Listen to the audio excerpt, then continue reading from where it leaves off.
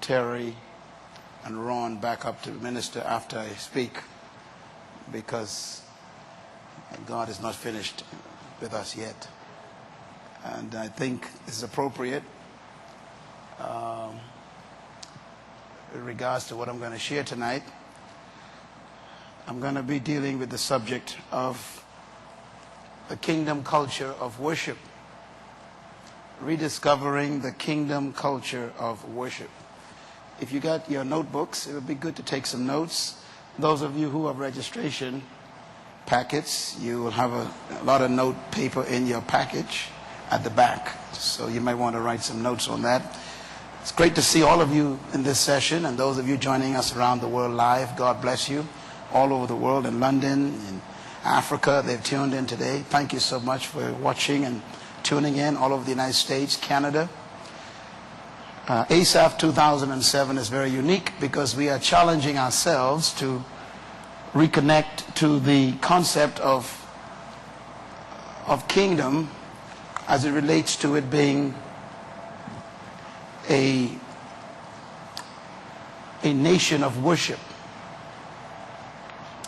And for those of you who are visiting us or you are from out of town, we want to remind you to get some of the material, because all I can do in these sessions is touch just such little pieces of what is needed to be known.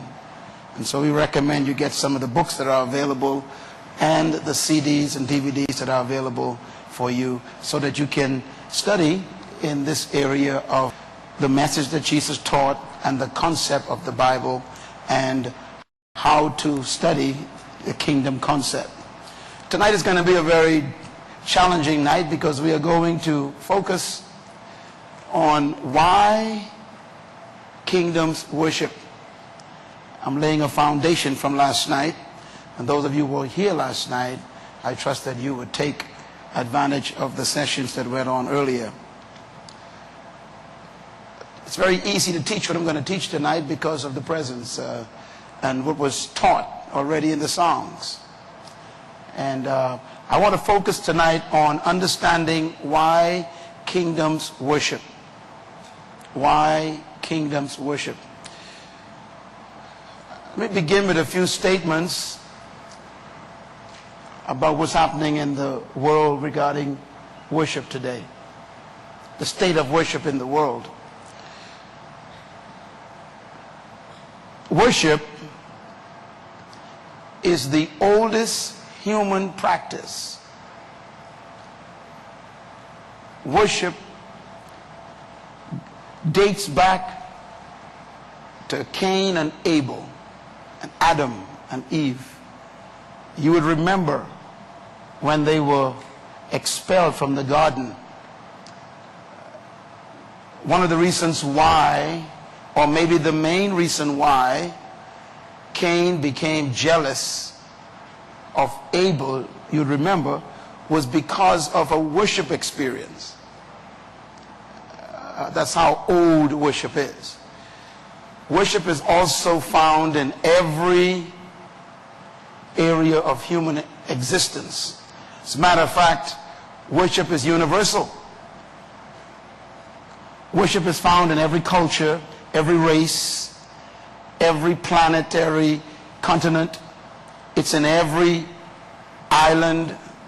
It is found in the modern cities. It's found in the village that we've never discovered yet. Man worship something. Also, worship is natural to the human spirit.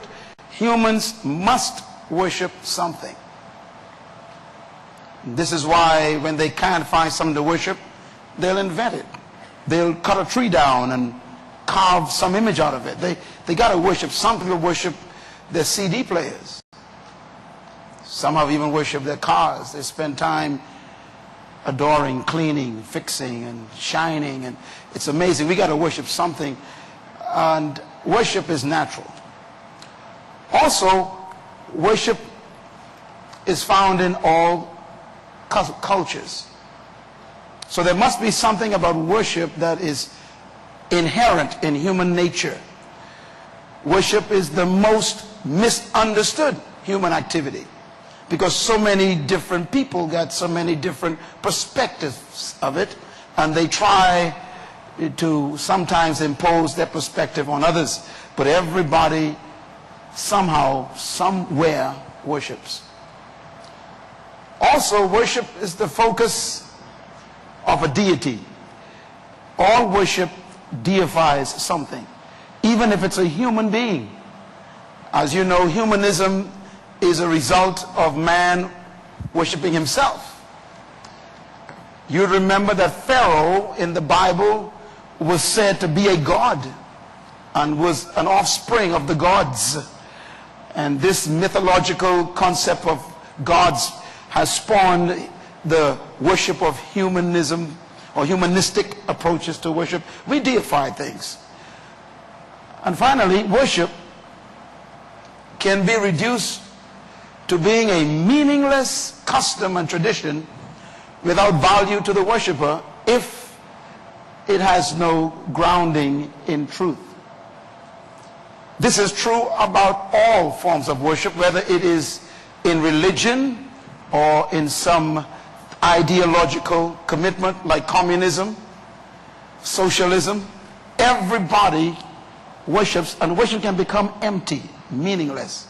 As a matter of fact, even in the religious Christian community around the world, worship has become in many places just form, no reality. Now, let me read a scripture for you that can show you how dangerous worship can become. It's found in the book of Malachi, chapter 3. Here's what the people said to God. They said, God is speaking, he said, you said to me, it is fruitless to serve God. What did we gain by carrying out his requirements and going about like mourners before the Lord Almighty? It's a waste of time, they says. What does it benefit us to go and burn incense every morning, or go keep the Sabbath every weekend, or go and, give these sacrifices? We're tired of all of this. It's just motion. They were complaining to God. Matthew 15, Jesus speaking of empty worship, he says, these people honor me with their lips. It's possible. But their hearts are far from me. They worship me how? In vain. Is that possible?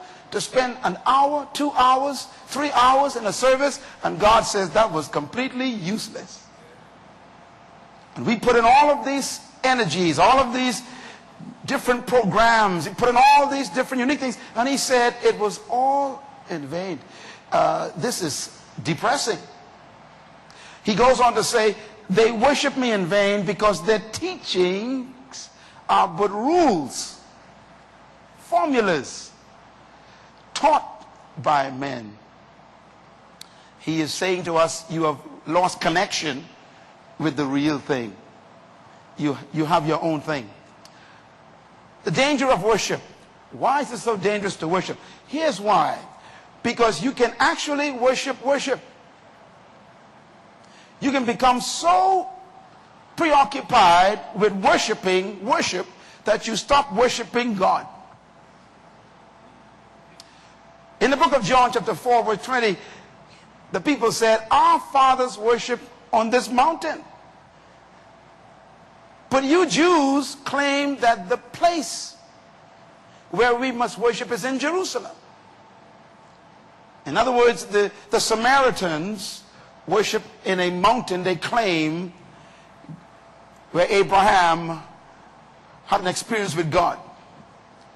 The Jews said no, worship should take place where Isaac was sacrificed by his father. And so we have this location worship. Do you know that this is still with us today? People think that you cannot worship unless you go to a certain kind of building.